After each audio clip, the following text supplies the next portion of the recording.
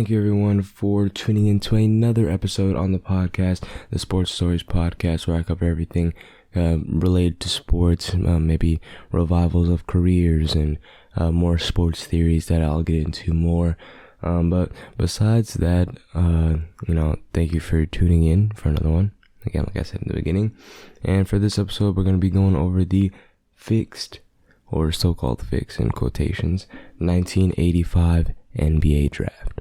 Now, for a little backstory on the 1985 draft, this was David Stern's first year as NBA commissioner, and Patrick Ewing, who was the number one pick that year, was going to be the first pick. He was one of those players that everybody knew he was going to be the first pick. It's just a matter of what the team was going to be that picked him. And mainly this was because Patrick Ewing led Georgetown, with his 4 years there, led Georgetown to three NCAA championship games and only won one, but still that was a great feat. And the worst 7 teams at that time were the Clippers, Hawks, Kings, Knicks, Pacers, Supersonics, and Warriors. Each team had a 14.3% chance at getting the first pick, and whoever drafted Ewing would definitely see a rise in relevance, ticket sales, and playoff appearances. Now, the NBA at the time wasn't as popular as it is today, and the attendance was declining steadily, and Jordan was still a rookie, so he wasn't really bringing that much popularity to the league as well, just because it was so early in his career. And in 1982, the LA Times reported that 75% of players were actually on drugs at the time, which again was during that crack epidemic, which they were really trying to get off of. Again, like I said in the Michael Jordan video, that the league was trying to really rebound, pun intended, from this this drug epidemic. So they really needed the league to get back on their feet. And again, this report by LA Times in 1982 definitely did not help. And I mean, it would just make sense. Okay, now that they're trying to boost popularity. Now, why this theory is such a big theory is that it would be such a good coincidence that the most known, according to Sports Illustrated, the most known athlete going into professional sports was Patrick Ewing, and the most known athlete going into the best market, which was New York. So it just seemed perfect that they would get the Patrick Ewing, they would get the first pick, and everything would be perfect for the NBA. It just seemed too good of a coincidence, and it just to me, it was a little too good to be true on my end. So that's why the theory is as important, or not even as important, but as prevalent in when you talk about NBA conspiracies. It's so prevalent there because it basically changed the landscape of the league, which I talk about later near the end of the episode, on how big this pick by the Knicks was. And so obviously Ewing gets picked by the Knicks, first pick.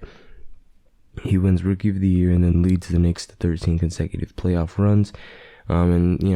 He basically went down as one of the greatest players ever to never make it to a playoff, or not to a playoff, but not win a championship there alongside Allen Iverson. And another reason why a lot of people think it is fixed, or this draft was fixed, was because the implementation of the NBA draft lottery. Now, 1985 was the first year that the draft lottery was implemented in the league.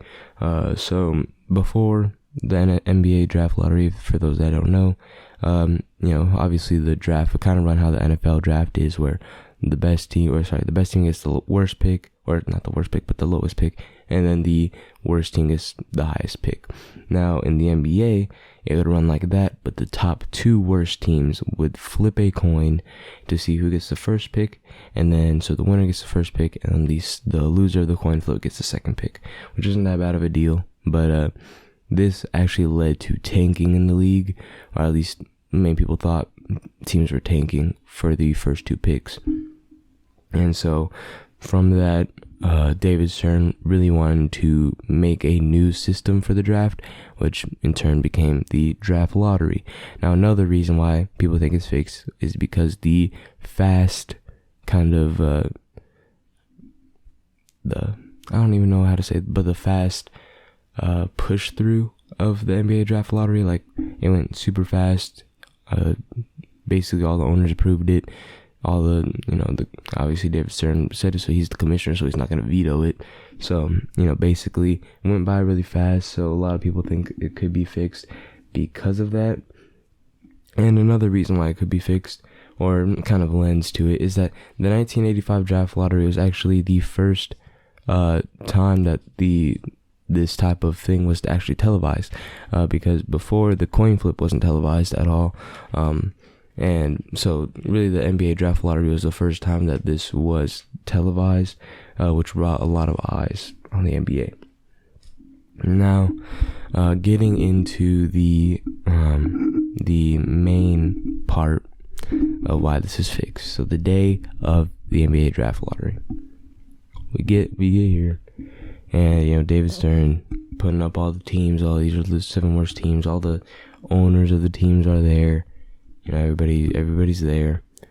Then I'll try to sync this up with the video if you're watching the visual version of the podcast. And if you're listening to the podcast, I'll say it verbally. But so you have a man walk out with all the envelopes and puts all the envelopes in. So he's got the first envelope goes in perfectly fine. Second envelope goes in perfectly fine. Third envelope goes in perfectly fine. Now the fourth envelope, which we all know is the Knicks envelope, hits the metal bar at the top. So, and then after that, all the rest of the envelopes, they don't hit the metal bar at the top. Every single one of them goes in perfectly, besides the fourth one, which was the New York Knicks envelope. Okay, that's the first thing, right? Whoa. Pause. We have a little bit of proof here. Then, mix it around. Then David Stern picks up 2 envelopes, flips the first one that he touches over, which is kind of interesting. I mean, if you're just picking one by random, you just pick the first one they pick. But no, he mixed it around, flipped it over, grabbed the one on the bottom, and you know what that pick was? The New York Knicks pick. Okay, the New York Knicks pick, and that's how they got first pick. Now, another conspiracy is that the envelope was frozen, but according to BuzzFeed Unsolved, and then for them citing that scientists actually said that paper does not change with temperature. So if you put a piece of paper in the freezer, it's not going to be colder than, like, say, a paper at room temperature, because I guess it just doesn't really change the temperature of the matter. So putting a paper in the freezer doesn't really change anything. And then and they also tried that on BuzzFeed Unsolved, and it also did not work. They couldn't tell which one was the one that was frozen, so get some just more proof on to why that one wouldn't work. But once the Knicks got the first pick, the Knicks ticket office had nearly 1,000 calls and 1,000 requests for season tickets. Obviously, this is now the ticket sales and growth rise, and again popularity rise. And then, but a day after the draft happened, there was a New York article, a small New York article, that reported that the man who dropped the envelopes in the ball worked for Ernst and Winnie. Okay, now Ernst and Winnie, okay, cool, great, right? But turns out they're the auditing firm for Gulf and Western. Now you know what team Gulf and Western owns? That's right, you guessed it, the New York Knicks. Okay, so he's basically got direct correlation. He works for a company that's under the company that owns the Knicks. So, can't tell me that's not a little suspicious that he was the one that dropped him in there, and then the New York Knicks folder hit the top.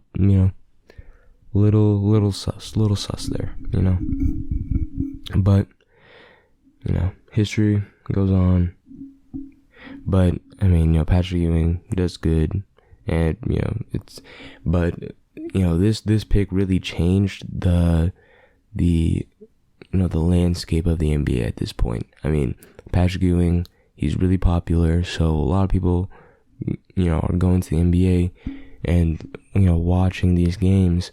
And New York's such a big market, so, I mean, obviously it's getting pushed out to a lot of people, and, it kind of goes on from there, and the NBA kind of sees this growth in popularity in the late 80s, a little bit after. I mean, not in the late 80s, but it sees popularity and, starts spiking up near the late 80s ever since. I think this is the biggest popularity growth that they've seen since when Magic Johnson and Larry Bird were both drafted in 79, I believe. So that was a big, about 4 years, I think, 4-year difference from the Larry Bird and Magic Johnson draft and the Patrick Ewing draft.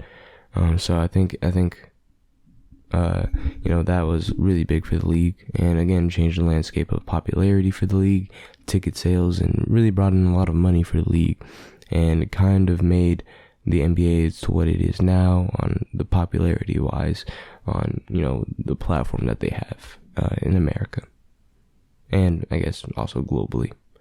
And that was it for my little short video on Patrick Ewing's draft. Let me know down in the comments if you believe that the draft was fixed, or just everything kind of fell in place and looks too good to be true, but just that good of a coincidence. Everything just kind of fell in place and allowed the Knicks to get the first pick and catapult the NBA to where it was today. But other than that, again, let me know if you think that it's fixed or not. Make sure y'all leave a comment, a like, and subscribe if you want to. All those things are free. And also share the video to anybody that you think may be interested in possibly learning more about the 1985 draft and how it could have been fixed. But other than that, thank you for listening or watching all the way through, and have a great rest of your day. Bye.